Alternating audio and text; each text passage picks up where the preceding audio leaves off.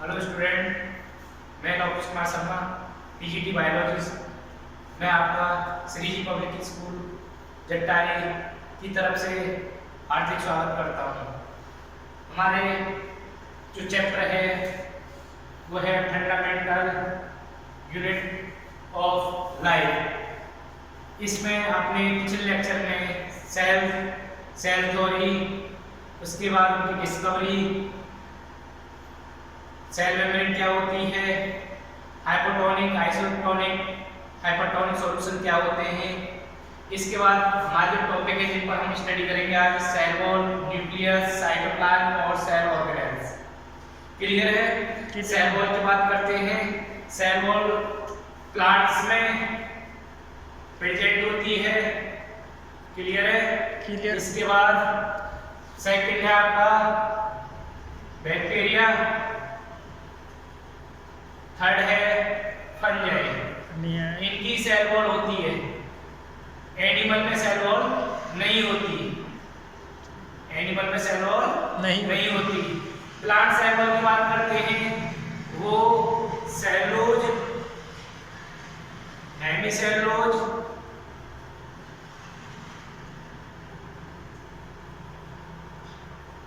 और पैक्टिन, इनकी बनी हुई होती है। बैक्टीरिया सेल वॉल की बात करते हैं। बैक्टीरिया सेल वॉल जो होती है वो पेप्टिडोग्लाइकन की बनी हुई होती है। किसकी? पेप्टिडोग्लाइकन ये सब्सटेंस होते हैं, बायोमॉलिक्यूल सब्सटेंस होते हैं। Cellulose, hemicellulose, pectin, acid, peptidoglycan, इनकी सेल वॉल जिनसे मिलकर बैक्टीरिया सेल वॉल बनी हुई होती है। फंजाई की बात करते हैं। फंजाई जो होती है उसकी सेल वॉल काइटिन की बनी हुई होती है। इसमें ये थ्री प्लांट्स, बैक्टीरिया और फंजाई, इनकी सेल वॉल के बारे में पढ़ा हमने। किसकी बनी होती है सेल वॉल? जो फंक्शन क्या है उसका याद रखना। उसका फंक्शन है शेप, किसी भी सेल को शेप देना। क्या देना? Shape provide. या बोल सकते हैं provide shape to the cell and, क्या बोल सकते हैं प्रोटेक्शन। क्या बोलेंगे? Protection to the cell. ये है सेल वॉल के फंक्शन। ये जो हमारे कुछ सब्सटेंस होती है उनको अलाउ करती है सेल के अंदर आने के लिए, लेकिन विदाउट रप्चर। इसमें कोई रप्चर नहीं देखने को मिलता। ये सब्सटेंस को अलाउ करती है सेल में इन और आउट। क्लियर है? ये होती है आपकी सेल वॉल। सेल वॉल होती है एक सेल से दूसरी सेल को सेपरेट करने में भी हेल्प करती है। और मैंने आपको बता ही दिया था main function provide shape and protection to the cell. Clear है? इसके बाद बात करते हैं न्यूक्लियस। किसकी बात करते हैं? न्यूक्लियस। न्यूक्लियस जो होता है ये एवरी सेल में प्रेजेंट होता है। या तो हम फंजाई की बात करें या एनिमल की बात करें या बैक्टीरिया में जो होता है कुछ अलग तरह से होता है। इसके बाद प्लांट, सबसे पहले हम कॉमन करते हैं प्लांट, एनिमल और फंजाई। इनमें जो कॉमन न्यूक्लियस होता है, अगर उसकी स्ट्रक्चर की बात करें कुछ इस तरीके से स्ट्रक्चर होती है। किसकी? न्यूक्लियस की। किसकी? न्यूक्लियस की। न्यूक्लियस के एक मेम्ब्रेन होती है। उस मेम्ब्रेन को हम, ये है आपकी न्यूक्लियर मेम्ब्रेन। क्या है ये? Nuclear membrane. तो एक inner and outer double layer होती है। कैसी होती है? Double layer. पूछे जाता है न्यूक्लियस को कौन कवर करके रखता है? न्यूक्लियस को double membrane, nuclear membrane cover करके रखती है। इसके बाद इसमें कोर होता है जिसे बोलते हैं न्यूक्लियर कोर। क्या बोलते हैं? Nuclear core. और न्यूक्लियर कोर जो होता है किसी भी सब्सटेंस, जैसे कि सब्सटेंस को इन और आउट करने के लिए होता है न्यूक्लियस के अंदर, न्यूक्लियस के बाहर। इसमें एक थ्रेड लाइक स्ट्रक्चर होती है। क्या होती है? थ्रेड लाइक, जिसे हम बोलते हैं क्रोमेटिन। क्या है ये? क्रोमेटिन। क्रोमेटिन जो होती है ये थ्रेड लाइक स्ट्रक्चर होती है जो डीएनए प्लस किससे? डीएनए प्लस प्रोटीन से बना हुआ होता है। किससे?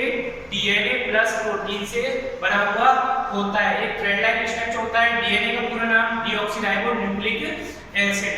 प्रोटीन ये हम पढ़ेंगे कि जो हमारी स्टोन प्रोटीन होती है जो डीएनए को ओवरलैपिंग करके रखती है अपने ऊपर, जिसके कारण उसमें कॉइलिंग आती है और एक थ्रेड लाइक स्ट्रक्चर बनती है। क्रोमेटिन को एक बीट्स ऑन थ्रेड भी बोला जाता है। क्या बोला जाता है? Beads on thread. जैसे एक धागे में जैसे मोती डाल रखते हैं उस तरीके से प्रोटीन और डीएनए का लिंक होता है। इसके बाद इसमें एक डार्क स्टेनिंग स्ट्रक्चर होती है जिसे हम बोलते हैं न्यूक्लियोलस। क्या बोला जाता है? न्यूक्लियोलस। इसमें इसको न्यूक्लियोप्लाज्म बोलते हैं। इसमें प्लाज्मा भरा हुआ होता है, न्यूक्लियोप्लाज्म कहते हैं। क्या बोलते हैं?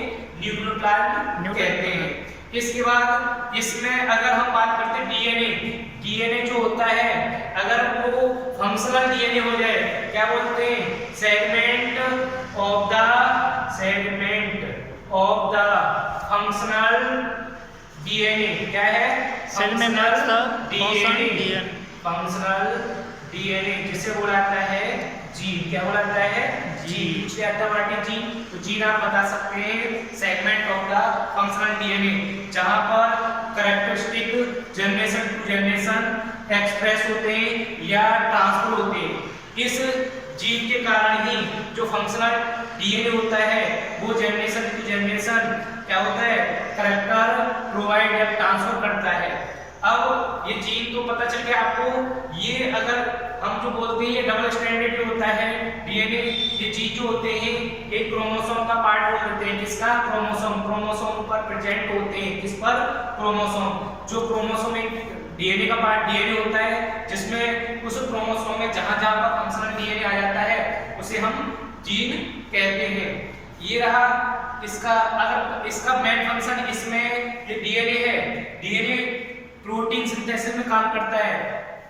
ये डीएनए जो होता है प्रोटीन सिंथेसिस, और जो प्रोटीन सिंथेसिस होती है वो कैरेक्टर्स के लिए रेस्पॉन्सिबल होती है। जो हमारी बॉडी में जो भी हमारी बॉडी में कैरेक्टर्स आते हैं, नाक है, नोज है, ईयर है, आई है, हेयर है, ये सब जो भी ऑर्गन होते हैं हमारी बॉडी में वो सब प्रोटीन से बने हुए होते हैं। और उस प्रोटीन की जो जेनेटिक इंफॉर्मेशन जो होती है वो डीएनए के पास होती है। कैसे? जैसे हम बोल सकते हैं डीएनए में क्या होगा? एक प्रोसेस होगा जिसको बोला जाता है ट्रांसक्रिप्शन। क्या बोला जाता है? ट्रांसक्रिप्शन। याद रखना उसको हम बोलते हैं प्रोसेस को ट्रांसक्रिप्शन। डीएनए से जब ट्रांसक्रिप्शन होता है तो मैसेंजर आरएनए होता है। रिपीट, डीएनए से जब ट्रांसक्रिप्शन होता है तो मैसेंजर आरएनए बनता है। और मैसेंजर आरएनए में एक प्रोसेस होता है ट्रांसलेशन। क्या होता है? ट्रांसलेशन। उससे बनता है प्रोटीन। प्रोटीन कैसे बनेगा? With the help of RNA होगा। मैसेंजर आरएनए के साथ उसको जरूरत होगी राइबोसोम की जो प्रोटीन सिंथेसिस करता है। इससे प्रोटीन सिंथेसिस ट्रांसलेशन प्रोसेस से प्रोटीन सिंथेसिस होती है। और वो प्रोटीन सिंथेसिस जो होती है वो कैरेक्टर्स के लिए रेस्पॉन्सिबल होती है। जेनेटिक इंफॉर्मेशन जो होती है इस डीएनए ये न्यूक्लियस होता है, इसमें genetic information in the form DNA की फॉर्म में जेनेटिक इंफॉर्मेशन स्टोर रहती है। किसमें? न्यूक्लियस में। जेनेटिक इंफॉर्मेशन डीएनए की फॉर्म में न्यूक्लियस के अंदर क्या होता है?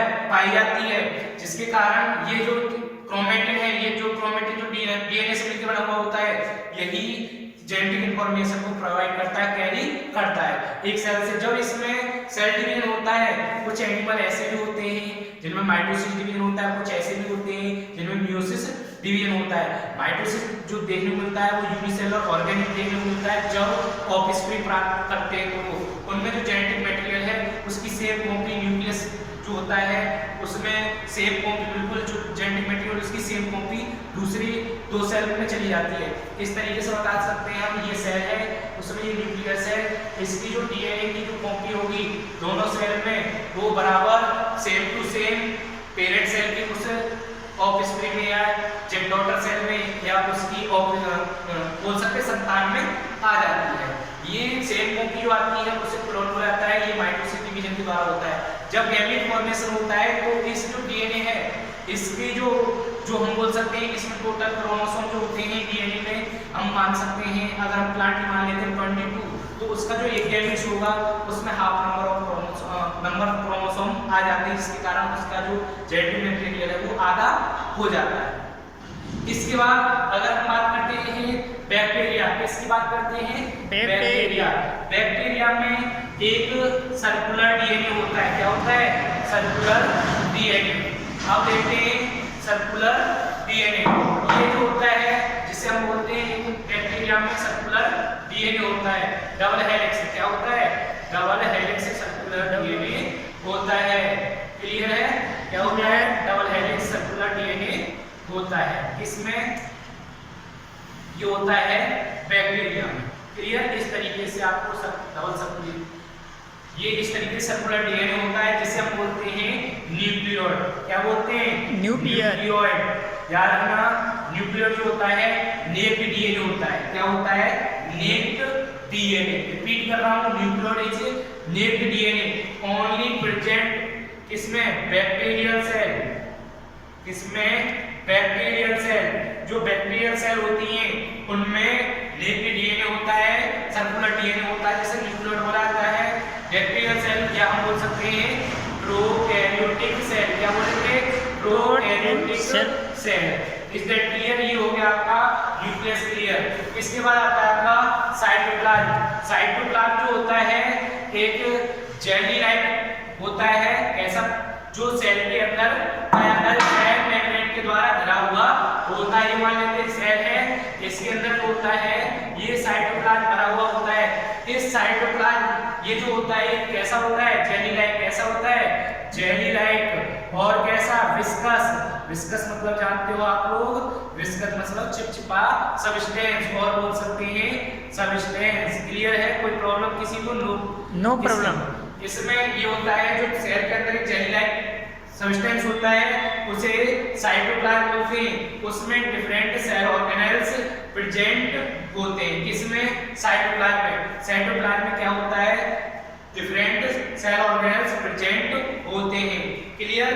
अब सेल ऑर्गेनेल्स होते कैसे कैसे, कुछ नाम के बारे में जानते हैं। याद रखना, साइटोप्लाज्म किसमें घिरा हुआ होता है? सेल मेम्ब्रेन के द्वारा घिरा हुआ होता है। सेल मेम्ब्रेन होती है वो साइटोप्लाज्म को घेर के रखती है। एक jelly like fluid like structure होती है, सब्सटेंस होता है जिसे हम साइटोप्लाज्म बोलते हैं, जिसमें सब्सटेंस प्रेजेंट होते हैं, सॉरी सेल ऑर्गेनेल्स प्रेजेंट होते हैं। क्या होते हैं? Cell organelles. अब हम बात करते हैं number 4 cell organelles. Cell organelles जो होते हैं वो किसी भी पर्टिकुलर फंक्शन के लिए रेस्पॉन्सिबल होते हैं। ठीक है? अब देखो, सेल ऑर्गेनेल से पहले मैंने न्यूक्लियस बताया था। न्यूक्लियस आपको पता है सेंटर ऑफ द सेल होता है, जो सेल के डिफरेंट फंक्शन को कंट्रोल करके रखता है। न्यूक्लियस जो होता है वो सेल के डिफरेंट फंक्शन को क्या होता है? कंट्रोल करके रखता है। अब न्यूक्लियस के साथ साथ कुछ सेल ऑर्गेनेल्स होते हैं जो कुछ ना कुछ उनका स्पेसिफिक फंक्शन होता है। जैसे मान लेते हैं माइटोकॉन्ड्रिया। माइटोकॉन्ड्रिया का फंक्शन क्या है? ये एनर्जी प्रोड्यूस करता है, एटीपी का फॉर्मेशन करता है, इसलिए पावर हाउस ऑफ सेल बोला जाता है इसको। Powerhouse of cell common हम जानकारी करते हैं। इसके बाद माइटोकॉन्ड्रिया हो गया। नंबर 2 हो गया आपका, number 2 endoplasmic reticulum. Endoplasmic reticulum ये भी एक सेल ऑर्गेनेल्स है। रेटिकुलम जिसको हम ईआर बोलते हैं। क्या बोलते हैं? ईआर। शॉर्ट में बोल देते हैं ईआर। ईआर जो टाइप टाइप्स का होता है, एक एस ईआर और एक आर ईआर। एस ईआर को हम स्मूथ एंडोप्लाज्मिक रेटिकुलम बोलते हैं और आर ईआर को हम बोलते हैं रफ एंडोप्लाज्मिक रेटिकुलम। इसके बाद आता है नंबर 3। नंबर 3 जो होता है हम बोल सकते हैं लाइसोसोम। लाइसोसोम को हम क्या बोलते हैं? Suicide bag. लाइसोसोम को हम क्या बोलते हैं? Suicide bag. इसके बाद राइबोसोम। राइबोसोम जानते हो आप लोग, जो प्रोटीन सिंथेसिस में हेल्प करता है। मैंने बताया था जो मैसेंजर आरएनए है, मैंने भी बताया था जो मैसेंजर आरएनए है वो राइबोसोम की हेल्प से प्रोटीन सिंथेसिस करता है। ये राइबोसोम हो गया। इसके बाद प्लांट में कुछ और होते हैं, जैसे प्लास्टिड मान लेते हैं। प्लास्टिड मतलब कि डिफरेंट टाइप ऑफ प्लास्टिड होते हैं, जैसे क्लोरोप्लास्ट, ल्यूकोप्लास्ट, क्रोमोप्लास्ट, ये प्लास्टिड होते हैं। इसी तरीके से हम गोल्गी एपरेटस होता है, ये गोल्गी एपरेटस। इस तरीके से डिफरेंट टाइप के सेल ऑर्गेनेल्स होते हैं। इसमें प्लांट सेल में जो साइटोप्लाज्म में कंटेंट या साइटोप्लाज्म में प्रेजेंट होते हैं। ये आपका आज के topic cell wall, nuclear, cytoplasm, cell organelles, ये सेल ऑर्गेनेल्स के बारे में हमने कुछ कॉमन नेम जान लिए। उनके बाद जो नेक्स्ट क्लास होगी सेल ऑर्गेनेल्स को क्लियरली डिफाइन किया जाएगा। Is that clear? Class? Yes.